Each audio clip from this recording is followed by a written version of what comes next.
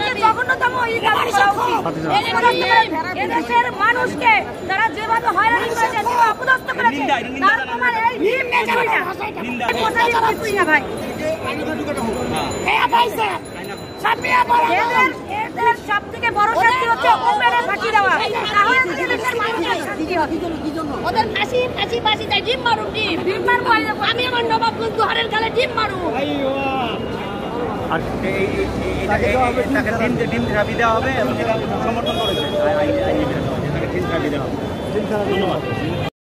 সব রক্ত খেকো খুনিদের মাফিয়াদের এই বাংলার মাটিতে কোনোভাবেই স্থান হতে পারে না। তাদের বিচার এই বাংলার মানুষ করবে।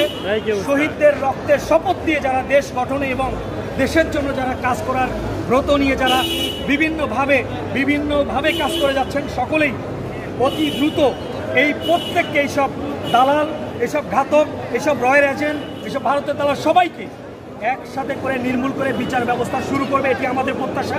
আমরা আইনের শাসন নিয়ে কাজ করব। আমরা আইনের শাসনে বিন্দুমাত্র কোথাও কোনো বৈষম্য দেখতে চাই না।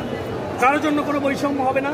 সত্যিকার অর্থেই যারা অপরাধী তাদের যেহেতু চিহ্নিতকরণ শুরু হয়ে গেছে এবং নতুনভাবে দেশ চালানোর যে একটা শপথ হয়েছে, ওই শপথকে শ্রদ্ধা করে শহীদদের রক্তের প্রতি সম্মান জানিয়ে আমরা অতি দ্রুত এইসব খুনি, মাফিয়া, রক্ত খেকো হায়নার দলকে খুঁজে বের করে এই বাংলার মাটিতে আমরা সুশাসনের জন্য কাজ করব। আমরা আইনজীবী সমাজ